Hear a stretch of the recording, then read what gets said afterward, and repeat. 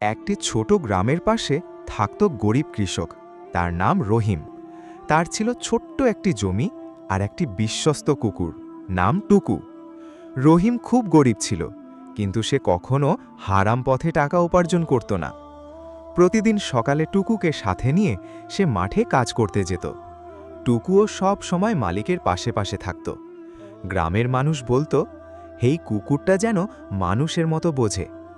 রহিম হাসত আর বলতো, ভালোবাসা দিলে পশুরাও ভালোবাসা ফিরিয়ে দেয়। একদিন ভয়ঙ্কর ঝড় শুরু হলো। আকাশ কালো হয়ে গেল, বৃষ্টি আর বজ্রপাত শুরু হলো। রহিম তাড়াতাড়ি কাজ শেষ করে বাড়ি ফিরছিল। হঠাৎ সে বুঝতে পারল টুকু কোথাও নেই। সে চারদিকে খুঁজতে লাগল, কিন্তু ঝড়ের শব্দে কিছুই বোঝা যাচ্ছিল না। রহিম খুব চিন্তায় পড়ে গেল, কারণ টুকু শুধু কুকুর ছিল না, সে ছিল রহিমের একমাত্র সঙ্গী। রাত হয়ে গেল। গ্রামের সবাই দরজা বন্ধ করে ঘরে ঢুকে পড়ল, কিন্তু রহিম এখনও টুকুকে খুঁজছিল। হঠাৎ দূর থেকে কুকুরের চিৎকার শোনা গেল। রহিম সেই শব্দ অনুসরণ করে জঙ্গলের পাশে গেল। সেখানে গিয়ে সে অবাক হয়ে গেল। টুকু মাটির কাছে দাঁড়িয়ে জোরে জোরে ডাকছে। রহিম কাছে যেতেই দেখতে পেল একটি ছোট ছেলে কাদার ভিতরে আটকে আছে।